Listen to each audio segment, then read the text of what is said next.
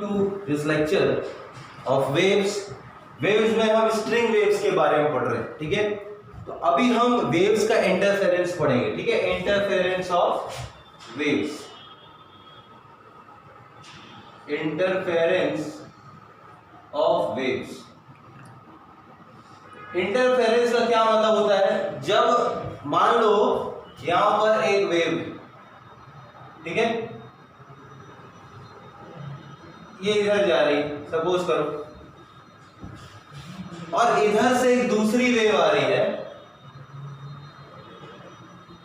ठीक है, एक दूसरी वेव इधर आ रही। अब ये दोनों कभी ना कभी सेम पॉइंट से पास तो करेंगी, सेम पॉइंट से पास करेंगे। ये एक दूसरे के जब पास आ जाएंगी, ठीक है, तो किसी ना एक पॉइंट से तो पास करेंगे।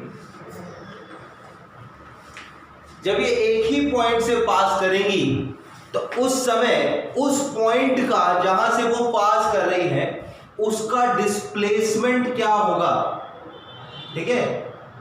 इंटरफेरेंस का मतलब क्या होता है? इंटरफेरेंस का मतलब जब दो वेव सेम पॉइंट से पास करती हैं तो उसको हम कहते हैं इंटरफेरेंस, ठीक है ना। सो इंटरफेरेंस क्या होता है? When two or more waves pass through the same point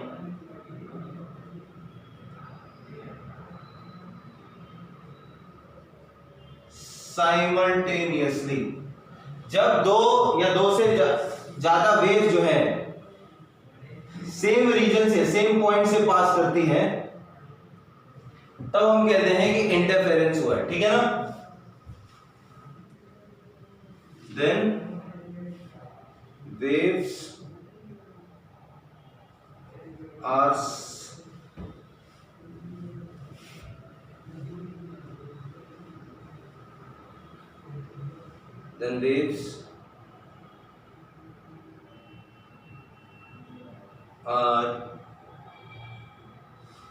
so when two or more waves pass through the same point simultaneously, it is called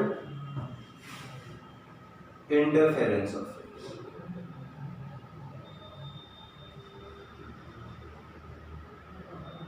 अगर दो वेव्स सेम पॉइंट से, सेम रीजन से simultaneously पास करती हैं तो उसको हम कहते हैं इंटरफेरेंस। इंटरफेरेंस हो रहा है मतलब, ठीक है। अब इस इंटरफेरेंस में जो पॉइंट है जहां से वेव्स पास करेंगी उसका डिस्प्लेसमेंट क्या होगा? मान लो ये वेव है, ठीक है, और ये वेव जो है सपोज करो ऐसे पास कर रही है,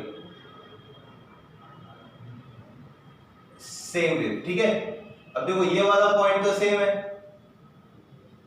ये वाला पॉइंट सेम है, ठीक है, ये सेम पॉइंट है, ये यही वाला पॉइंट था, ठीक है। स्ट्रिंग का ये वाला पॉइंट है, यहां से ये वेव भी पास कर रही है, ये वेव भी पास कर रही है, ठीक है। इसका जो डिस्प्लेसमेंट है मान लेते हैं y1 है और इसका डिस्प्लेसमेंट क्या है? y2। तो जो रिजल्टेंट डिस्प्लेसमेंट क्या होगा इस पॉइंट का? ये रिजल्टेंट डिस्प्लेसमेंट इस पॉइंट का होगा जो, मान लो ये वाला पॉइंट मैंने ले लिया x नॉट वाला। अब दोनों वेव सेम पॉइंट से पास कर रही है, मतलब कि इंटरफेयर कर रही है। तो अगर इस पॉइंट का मुझे बताना है कि इस पॉइंट का रिजल्टेंट डिस्प्लेसमेंट क्या होगा, तो हम कहेंगे y1 प्लस y2। तो इसका रिजल्टेंट डिस्प्लेसमेंट हम बताते हैं प्रिंसिपल ऑफ सुपरपोजिशन से, ठीक है। Resultant displacement of any point, है ना, can be resultant displacement of this point can be given according to the principle of superposition। अब what is the principle of superposition? ठीक है, principle of superposition क्या है?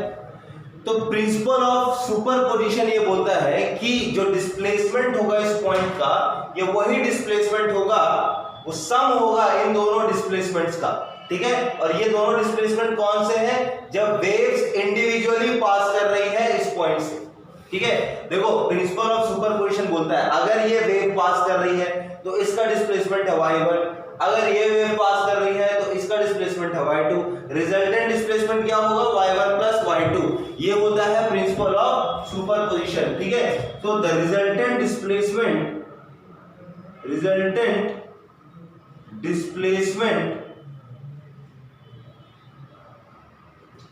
of a point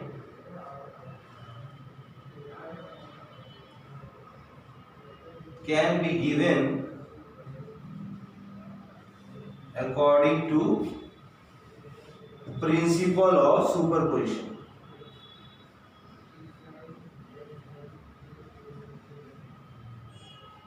ठीक है ना, प्रिंसिपल ऑफ सुपरपोजिशन की मदद से हम रिजल्टेंट डिस्प्लेसमेंट को बता सकते हैं, ठीक है।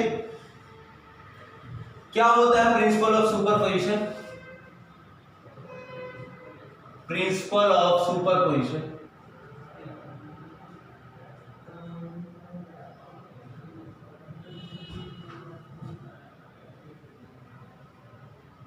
ठीक है, प्रिंसिपल ऑफ सुपरपोजिशन क्या बोलता है? देखो प्रिंसिपल ऑफ सुपरपोजिशन क्या बोलता है? When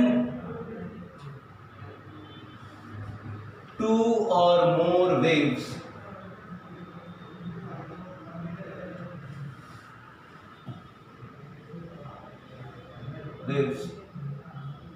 pass through the same point simultaneously,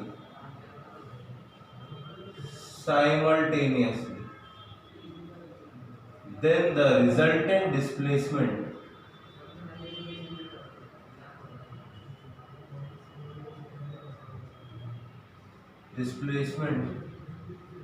is the sum of the individual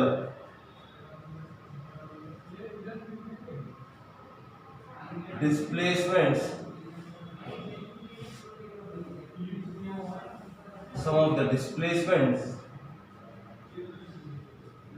which would have occurred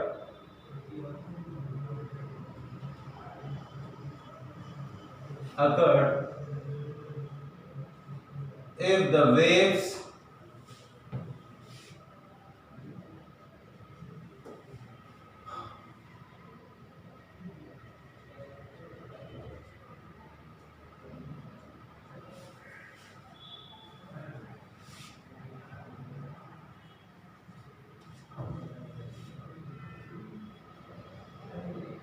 individual, ठीक है ना।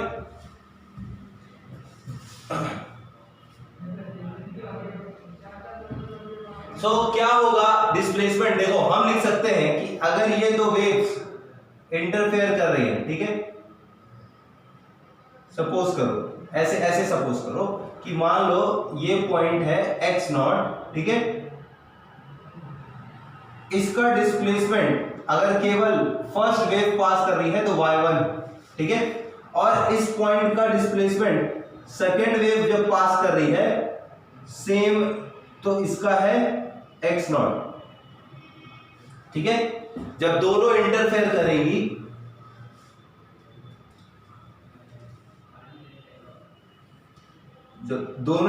करेंगी तो इसका डिस्प्लेसमेंट हो जाएगा y1 प्लस y2, ठीक है। ये होता है प्रिंसिपल ऑफ सुपरपोजिशन। अगर केवल ये पास कर रही है तो y1 है, ये पास कर रही है तो ये y2 है। तो जब दोनों एक साथ पास करेंगी तो y1 plus y2 resultant displacement हो जाएगा, ठीक है। इसको हम कहते हैं सुपरपोजिशन प्रिंसिपल कि जो रिजल्टेंट डिस्प्लेसमेंट है x0 का वो सम होगा इंडिविजुअल डिस्प्लेसमेंट्स का।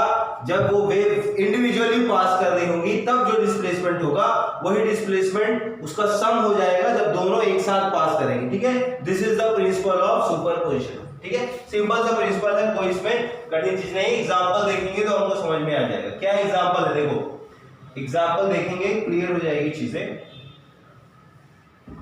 एग्जांपल है, अब यहां पर एक क्वेश्चन के थ्रू देखेंगे। मान लो ये एक वेव है, ठीक है,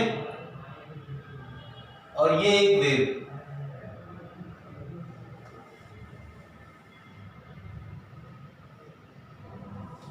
ये दो वेव हमने यहाँ पर बनाई, ठीक है। ये स्ट्रिंग है, ये आपको हाइट दी हुई है 1 सेंटीमीटर और ये आगे जा रही है 1 सेंटीमीटर पर सेकेंड। ये है 1 सेंटीमीटर और ये आगे जा रही है 1 सेंटीमीटर पर सेकेंड। इनका जो डिस्टेंस है वो 4 सेंटीमीटर अभी इस समय, ठीक है। Time t is equal to 0 की बात बोल रहा है, ये time t is equal to 0 पर, ठीक। ये कोऑर्डिनेट्स दिए हैं, डिफरेंट पॉइंट्स दिए हैं स्ट्रिंग के,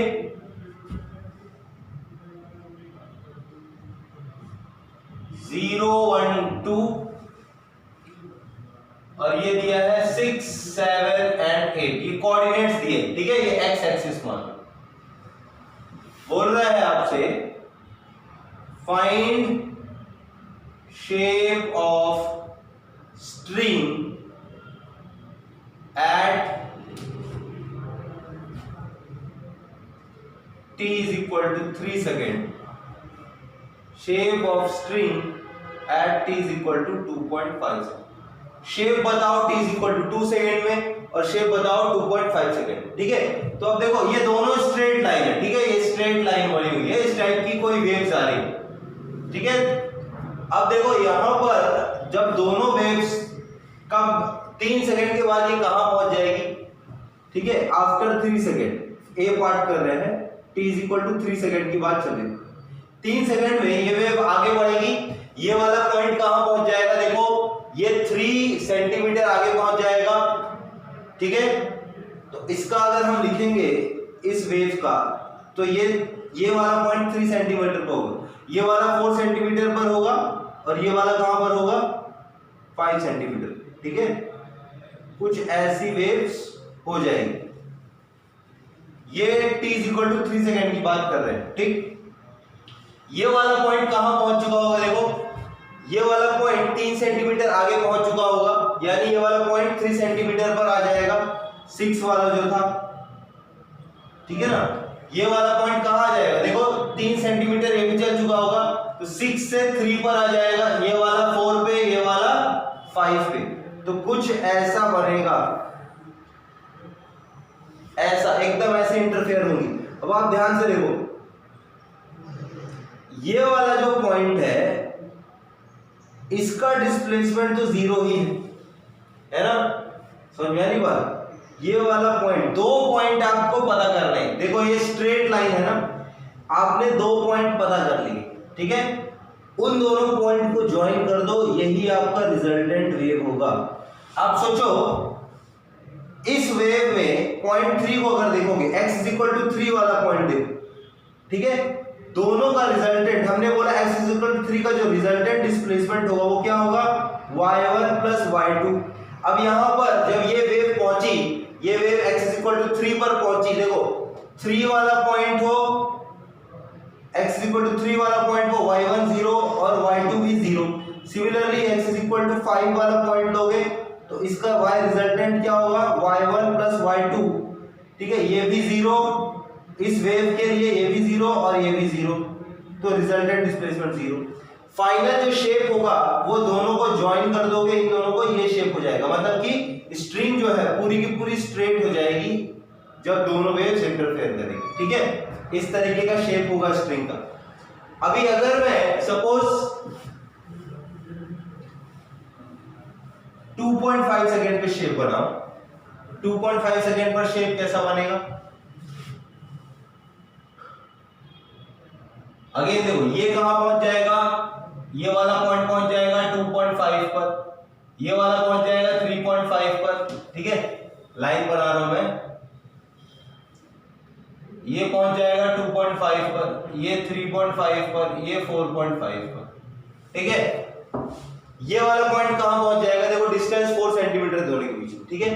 ये वाला पॉइंट कहां पहुंचेगा, ये 6 पर था, तो ये पहुंच जाएगा 2.5 कम हो जाएगा, 6 माइनस 2.5, यानी ये वाला पॉइंट पहुंच जाएगा 3.5 पर। देखो 1 सेंटीमीटर पर सेकंड से चल रही है ना, तो 2.5 सेकंड में पूछा है, ये वाला पॉइंट इस तरफ कितना चलेगा, 2.5 सेंटीमीटर। तो जो इसका कोऑर्डिनेट होगा वो क्या हो जाएगा, वो हो जाएगा 2.5 सेंटीमीटर, इधर चलेगा तो 6 माइनस 2.5 यानी कि 3.5 हो जाएगा। यानी कि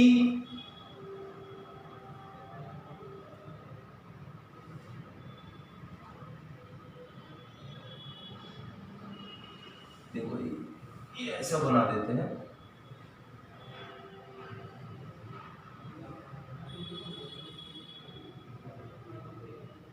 टू 2.5 3.5 4.5, ठीक है। और ये वाली जो वेव होगी 5.5, इस तरीके से इंटरफेयर कर रही है, ठीक है। अब पॉइंट देखो ये वाला x इज इक्वल टू 3.5 वाला पॉइंट देखो, y रिजल्टेंट होगा y1 प्लस y2। अब y1 ये y1 है, इस पॉइंट का y1 और इसका y2 है 0, y1 है कितना 1 सेंटीमीटर, 1 प्लस 0, इसका जो रिजल्टेंट डिस्प्लेसमेंट होगा ये होगा 1, ठीक है, प्लस 1 ये हो जाएगा, ठीक। इस पॉइंट का रिजल्टेंट डिस्प्लेसमेंट क्या होगा 4.5 वाले का, देखो 4.5 वाले का रिजल्टेंट डिस्प्लेसमेंट क्या होगा, इसका resultant displacement x equal to जो 4.5 है उसका डिस्प्लेसमेंट क्या होगा y equal to y1 plus y2। अब देखो ये y1 तो है इस पॉइंट पर, y1 तो है 0 और y2 है कितना -1, तो इसका डिस्प्लेसमेंट -1 सेंटीमीटर, मतलब नीचे ये डिस्प्लेसमेंट होगा। दो पॉइंट मिल गए, इनको ज्वाइन कर दिया, ठीक है। तो शेप कैसा दिख रहा है अपने को, ऐसा ऐसा, ये हो जाएगा शेप, स्ट्रिंग का शेप, ठीक है। तो देखो ये होता है इंटरफेरेंस। इस पॉइंट का सुपरपोजिशन से डिस्प्लेसमेंट दे दिया, इस पॉइंट का सुपरपोजिशन से डिस्प्लेसमेंट दे दिया, क्योंकि ये स्ट्रेट लाइन होगी, ठीक है, दो स्ट्रेट लाइन का सम स्ट्रेट लाइन होगी, तो ये स्ट्रेट लाइन होगी, तो इसका शेप कुछ इस तरीके का बनेगा सुपरपोजिशन के बाद, ठीक है। इस तरीके से हम सुपरपोजिशन की मदद से शेप बना सकते हैं।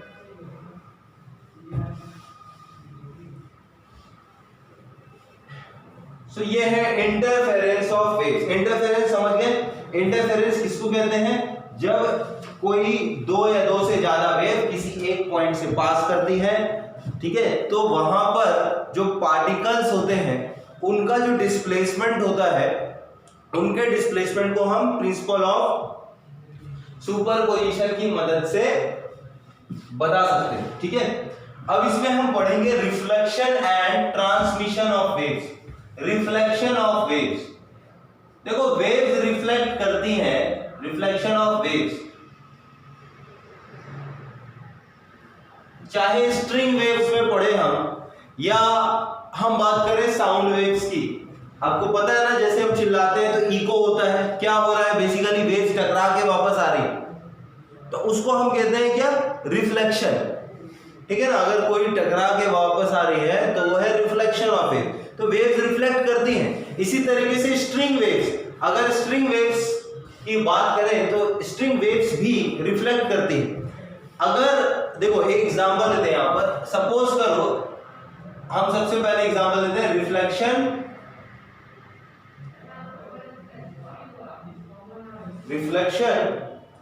From fixed and. इसको समझते हैं। आपने क्या किया, एक यहां पर फिक्स, यहां पर एक सोचो ये एंड फिक्स है, यहां पर आपने एक रस्सी बांध दी, सपोज करो ये स्ट्रिंग ले लिया, ये एंड फ्री है, ये फिक्स है, समझ में आ रही बात। देखो ये सपोज आपने एक यहां पर पल्स भेजी, ठीक है, इस तरीके से पल्स जारी। अब ये जो पल्स होगी, ये पल्स आपने भेज दी, ये पल्स जाएगी और ये है फिक्स्ड एंड, यहां टकराएगी, ठीक है। फिक्स्ड एंड का ये वाला पॉइंट देखो, ये क्या है, फिक्स्ड है, रस्सी फिक्स्ड है। तो देखो जब भी ये पल्स यहां पर जाएगी, ये आगे पहुंचेगी, आगे रीच करेगी, ये फिक्स्ड एंड की तरफ पहुंचेगी, ठीक है, ये फिक्स्ड एंड है,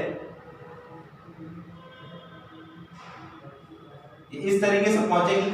अब ये वाला जो पॉइंट है ये तो हमेशा फिक्स है, तो ये मूव नहीं कर सकता, ठीक है। तो ये जो वेव होगी यहां से रिफ्लेक्ट होगी, और ये कैसे रिफ्लेक्ट होती है वो हम देख लेते हैं।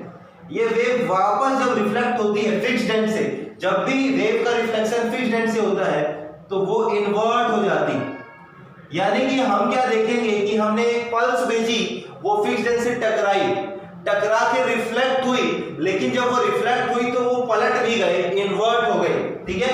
ये होता है फिक्स्ड एंड से reflection. So when a wave is reflected through a fixed end, it gets reflected invert as well as inverted, ठीक है ना। सो waves gets reflected and inverted from fixed end, ठीक है, ये रिफ्लेक्ट हो जाती है। अब ये रिफ्लेक्ट क्यों हो रही है, ठीक है, इसको समझने के लिए हम ऐसा मान लेते हैं, देखो ये एंड है, अब ये वाला पॉइंट देखो, ये वाला पॉइंट है फिक्स्ड, ये पॉइंट एकदम फिक्स्ड है, इसका डिस्प्लेसमेंट तो होगा नहीं। इंटरफेरेंस, अभी हमने इंटरफेरेंस पढ़ा है, इंटरफेरेंस से हम इसको समझते हैं कि कैसे ये इन्वर्ट हो रही है। हम ऐसा मान लेते हैं, सपोज करो ये पहुंची फिक्स्ड एंड, अब ये पॉइंट का जो डिस्प्लेसमेंट है वो तो हमेशा ही जीरो है। हम क्या मान लेते हैं कि जब ये वेव, मान लो एक वेव, ठीक है, हम ऐसा मान लेते हैं कि यहां से जैसे ये वेव आगे बढ़ रही है, एक इमेजिनरी वेव मान लेते हैं, यहां से बिल्कुल उसी डिस्टेंस पर है, सेम वेलोसिटी से आ रही है, ये v से आ रही है, ये भी v से आ रही है, ठीक है, ये डिस्टेंस भी सेम है, ये एक इमेजिनरी वेव हम मान लेते हैं, ठीक है, ये एक इमेजिनरी वेव।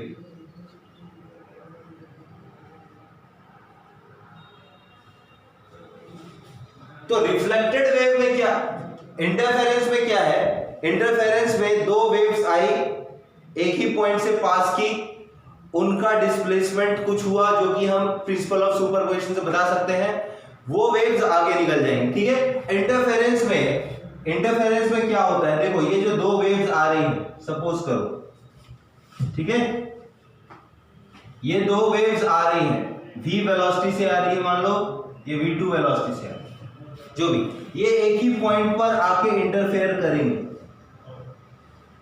इस तरीके से मान लो इंटरफेयर, ठीक है। उसके बाद ये इंटरफेरेंस के बाद ये आगे बढ़ जाएगी, आगे बढ़ जाएगी, मतलब जो ये वाली वेव है ये आगे चली जाएगी, ये अपने रास्ते, ये अपने रास्ते, ठीक है। तो ये होता है इंटरफेरेंस में, ये वाले जब सेम जगह पर पहुंची तो इंटरफेयर करी, उसके बाद ये अलग अलग अपने अपने रास्ते निकल जाएंगे, ठीक है, पास कर जाएंगे। इस तरीके से हम मान लेते हैं यहाँ पर ये एक वेव है जो आ रही है और ये एक इमेजिनरी वेव है, ठीक है, ये दोनों इमेजिनरी वेव हम मान लेते हैं कि यहां से इमेजिनरी वेव आ रही है। अब देखो जब ये पहुंचेंगी इस पॉइंट पर तो ये इंटरफेयर करेंगे, ठीक है, इस पॉइंट पर ये वेव पहुंची फिक्स्ड एंड पर, और इस पॉइंट पर ये वेव पहुंची, ये इमेजिनरी वेव, और ये इंटरफेयर कर रही है, देखो ये दोनों इस ये फिक्स पॉइंट है, ये जो फिक्स्ड वाला पॉइंट है, ठीक है ना, ये वो पॉइंट है। हम ऐसा मान लेते हैं कि जब ये वेव पहुंच रही है इस पॉइंट पर तो ये रियल वेव है, ये इमेजिनरी वेव है, ये इंटरफेयर कर रही है। तो जब ये इंटरफेयर करेगी तो ये वाला जो पॉइंट है, ये वाला पॉइंट, इसका डिस्प्लेसमेंट क्या होगा, जीरो होगा, ठीक है, क्योंकि वेव्स क्या कर रही है, यहां पर इंटरफेयर कर रही है, अपोजिट है एक दूसरे से, ठीक है। तो इस पॉइंट पर जो डिस्प्लेसमेंट होगा वो होगा जीरो। तो ये एक इमेजिनरी वेव हमने मानी, ठीक है। अब क्या होगा, ये वेव जो है ऐसा मान सकते हैं कि ये आगे बढ़ जाएगी, ठीक है। ये वाली वेव इधर से पास करके चली गई,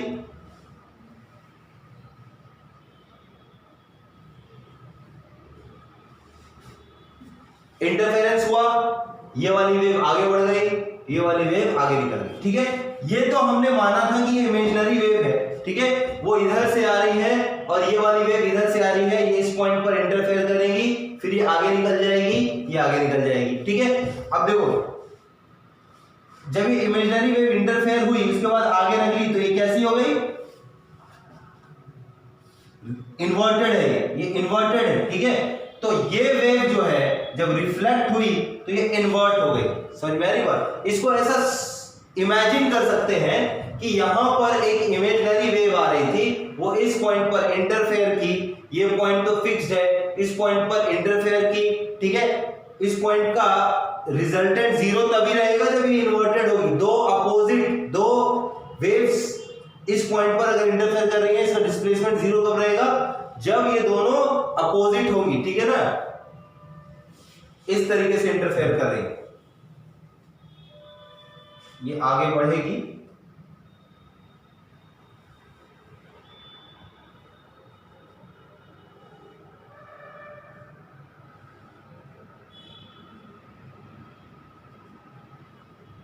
इस तरीके से इंटरफेयर कर रही है, ठीक है।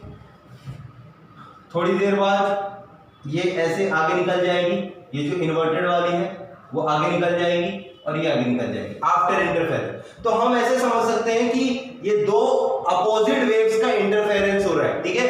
ये एक वेव आ रही है, ये इन्वर्टेड इमेजिनरी वेव आ रही है, इनका इंटरफेरेंस हो रहा है। जब इनका इंटरफेरेंस होगा तो इस पॉइंट का, ये जो फिक्स्ड पॉइंट है, इसका डिस्प्लेसमेंट जीरो रहेगा, उसके बाद ये आगे निकल जाएगी, ये आगे निकल जाएगी। तो जो वेव आगे इधर जा रही है वो कैसी है, इन्वर्टेड है।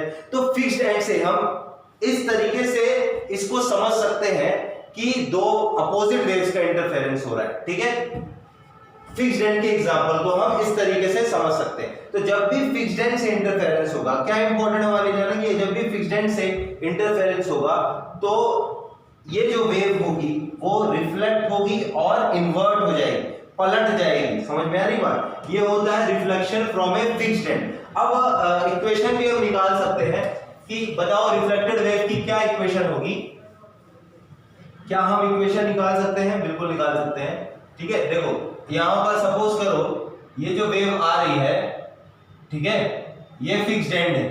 तो ये वेव जो है सपोज करो इसका ये हमारे पास a sin kx minus omega T है फॉर एग्जांपल हमारे पास, ठीक है। ये हमारे पास दिया हुआ है इक्वेशन। तो इसकी इक्वेशन क्या होगी, ठीक है, ये रिफ्लेक्ट होगी, इसको मान लो ये x इज इक्वल टू 0 है। तो जो रिफ्लेक्टेड वेव जाएगी, जो ये इन्वर्टेड वेव जा रही है, ठीक है, इसकी इक्वेशन क्या होगी? तो find the equation of reflected, find equation of reflected wave from fixed and, ठीक है। इस वेव की इक्वेशन हम निकाल सकते हैं क्या? देखो ये वेव रिफ्लेक्ट होके जा रही है, इसकी इक्वेशन हमको निकालना है। बिल्कुल देखो ये जो वेव जाती है, ये वेव आ रही थी, इसका एम्पलीट्यूड a है, ठीक है, v वेलोसिटी से जा रही थी। ये जो रिफ्लेक्ट हो रही है इसका भी एम्पलीट्यूड a है और ये v वेलोसिटी से रिफ्लेक्ट हो रही है। बिल्कुल ये जो वेव है ना उसके अपोजिट वेव है, समझ लेते हैं, बिल्कुल उसकी मिरर इमेज है ये जो रिफ्लेक्ट होके जा रही है। तो अगर इसकी इक्वेशन मालूम है, ठीक है, इस वाले की, वो है y is equal to a sin kx minus omega t, ठीक है। इस पॉइंट को हमने x इज इक्वल टू 0 बोला है। तो देखो जो point x is equal to 0 है, इसकी इक्वेशन हमको निकालना है। इसकी इक्वेशन कैसे निकालेंगे वो देख रहे हैं। ये जो पॉइंट है, इस पॉइंट का डिस्प्लेसमेंट क्या है, 0। तो y is equal to at x is equal to 0 हम लिख सकते हैं क्या, y is equal to a sine x is equal to 0 तो माइनस ओमेगा टी। ये कौन से, ये point x is equal to 0 का डिस्प्लेसमेंट आ गया, ठीक है, point x is equal to 0 का डिस्प्लेसमेंट लिख दिया। अब जो हमारी वेव है ये वाली, ये क्या हो रही है, ये जा रही है, ठीक है, ये पॉइंट इधर, ये वेव जो है ये इस डायरेक्शन में जा रही है, तो और इन्वर्टेड भी है, तो इन्वर्टेड है उसके लिए क्या हो जाएगा, y जो डिस्प्लेसमेंट, इसका जो डिस्प्लेसमेंट है, इसका डिस्प्लेसमेंट उसके ऑपोजिट है। इसका मतलब हम लिख सकते हैं, क्योंकि एक तो ये इस डायरेक्शन में जा रही है, ये डायरेक्शन हम नेगेटिव ले लेते हैं, ठीक है, ये पॉजिटिव है तो वेव नेगेटिव डायरेक्शन में जा रही है, तो टाइम को हम रिप्लेस कर देंगे t plus x by v से, ठीक है, तो हमारे पास वो वेव आ जाएगी जो अपोजिट डायरेक्शन में जा रही है, ठीक है। तो यहां पर हमने लिख दिया y is equal to a sine minus omega t plus x by v. ये t plus x by v क्यों रखा है, क्योंकि ये वो बता रहा है जो वेव अपोजिट डायरेक्शन में जा रही है, ठीक है। लेकिन ये जो वेव जा रही है वो इन्वर्टेड भी है, तो हम लिख सकते हैं जो फाइनल हमारी equation of reflected and inverted wave जो हो जाएगी, क्योंकि ये इन्वर्ट हो रही है तो हमें माइनस साइन का यूज करना पड़ेगा, minus A sine minus omega T minus K X, ये आ जाएगी हमारी रिफ्लेक्टेड वेव की इक्वेशन, ठीक है। इस तरीके से हम रिफ्लेक्टेड वेव की इक्वेशन लिख सकते हैं। देखो ये t को t plus x by v से क्यों रिप्लेस किया, क्योंकि ये जो वेव है वो अपोजिट डायरेक्शन में जा रही है, ठीक है, अपोजिट डायरेक्शन में, नेगेटिव डायरेक्शन में जा रही है। जब नेगेटिव डायरेक्शन में जाती है तो t plus x by v से रिप्लेस करते हैं। माइनस साइन का यूज किया क्योंकि इन्वर्ट हो गई, ठीक है। इस तरीके से हम इक्वेशन निकाल सकते हैं रिफ्लेक्टेड वेव की, अगर इस वेव की इक्वेशन हमको मालूम। अब हमारा क्वेश्चन है फ्री एंड से रिफ्लेक्शन कैसा होगा, रिफ्लेक्शन फ्रॉम फ्री एंड। अभी तो ये एंड हमने फिक्स माना है, रिफ्लेक्शन फ्रॉम फ्री एंड देखते हैं। मान लो कोई वेव है जो आ रही है, ठीक है, और ये फ्री एंड है, फ्री एंड को सपोज यहां पर एक रिंग है, तो अब ये वाला जो पॉइंट है ये फ्री है मूव करने के लिए,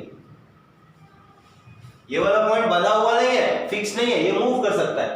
क्या होगा जब ये वेव आएगी, तो इसका एम्पलीट्यूड ए मान लो, इसका एम्पलीट्यूड क्या मान लेते हैं, ए। जब ये फ्री एंड पर पहुंचेगी, ये एंड फ्री एंड है, देखो ये फिक्स नहीं है, ठीक है, जब ये वेव इधर पे पहुंचेगी तो क्या होगा, देखो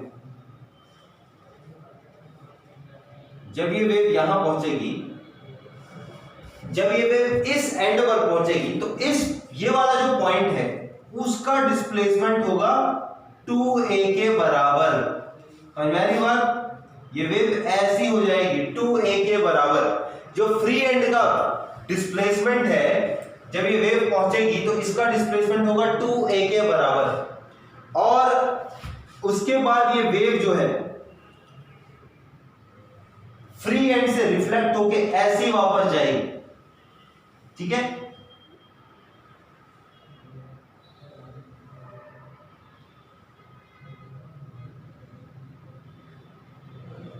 ए एम्पलीट्यूड की ही वेव वापस जाएगी, ठीक है, ए एम्पलीट्यूड की वेव जाएगी वापस सेम v वेलोसिटी से। अगर ये v वेलोसिटी से आ रही है तो रिफ्लेक्ट होके v वेलोसिटी की ही वेव, ए एम्पलीट्यूड वाली v वेलोसिटी की वेव वापस जाएगी, ठीक है। तो ये होता है रिफ्लेक्टेड वेव, ये है reflected wave from free and,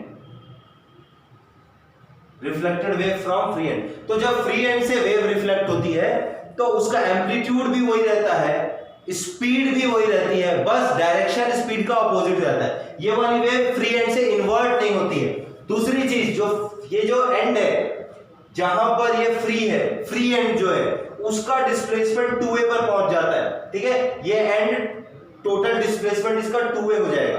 अब ये क्यों हो रहा है उसको समझने के लिए बिल्कुल वैसे ही हम मान लेते हैं कि दो सेम टाइप की वेव्स, एक ये रियल वेव है जो यहां से आ रही है, इसका एम्पलीट्यूड है a, ये v वेलोसिटी से जा रही है, और बिल्कुल एक इमेजिनरी वेव आ रही है यहां से, ठीक है, इसका भी एम्पलीट्यूड a है और ये v वेलोसिटी से आ रही है, ये इमेजिनरी वेव, ठीक है, ये है इमेजिनरी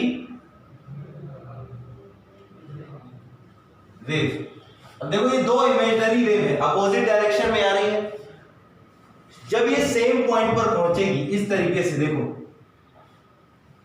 ये फ्री एंड है, ये फ्री एंड है, फ्री एंड था ये वाला, ये इसको हम मान लेते हैं फ्री एंड वाले एग्जांपल को हम ऐसा मानते हैं कि दो वेव अपोजिट डायरेक्शन से आ रही है, ये रियल है, ये इमेजिनरी, ठीक है। तो जब ये वेव इंटरफेयर करेंगी इस तरीके से, देखो फ्री एंड पर, ठीक है, और ये वाली वेव भी यहां पर इंटरफेयर कर रही है, ये वाली वेव इस तरीके से, तो ये जो नेट डिस्प्लेसमेंट होगा फ्री एंड का, वो दोनों वेव जब इंटरफेयर करेंगी तो कितना पहुंच जाएगा 2a।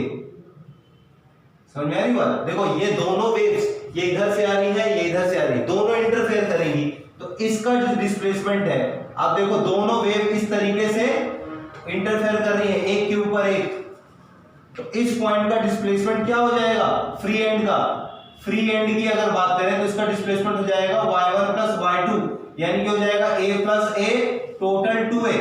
तो ये जो फ्री एंड वाला एग्जांपल है उसको हम समझ सकते हैं कि दो वेव्स, एक इमेजिनरी एक रियल वेव आ रही है, दोनों इंटरफेयर करेंगी, तो जो फ्री एंड है उसका डिस्प्लेसमेंट 2a हो जाएगा। उसके बाद ये इमेजिनरी वेव आगे निकल जाएगी फ्री एंड से और ये वाली वेव वापस लौट जाएगी फ्री एंड से, ठीक है। ये ऐसे अलग अलग हो जाएंगे, ये जो इधर से आ रही थी वो आगे चली गई, ट्रांसमिट हो गई, और ये इधर से आ रही थी वो आगे चली गई, ठीक है। तो फ्री एंड के एग्जांपल को हम इस तरीके से समझ सकते हैं कि एक रियल और एक इमेजिनरी वेव का इंटरफेरेंस हो रहा है और ये इस तरीके से निकल जाएंगे। इसका एम्पलीट्यूड a होगा और वेलोसिटी भी v होगी, जो रियल वेव की हमने मानी है वही रिफ्लेक्टेड वेव की एम्पलीट्यूड और वेलोसिटी होगी, लेकिन वेलोसिटी अपोजिट डायरेक्शन में होगी, ठीक है। तो ये रिफ्लेक्टेड वेव का एग्जांपल है। समझ में आई बात? फिक्स्ड एंड से जब वेव रिफ्लेक्ट होती है तो वो इन्वर्ट भी हो जाती है, जबकि फ्री एंड से जो वेव रिफ्लेक्ट होती है तो वो इन्वर्ट नहीं होती लेकिन रिफ्लेक्ट हो जाती है, ठीक है। इसके आगे हम अपने नेक्स्ट लेक्चर में करेंगे। Thank you very much.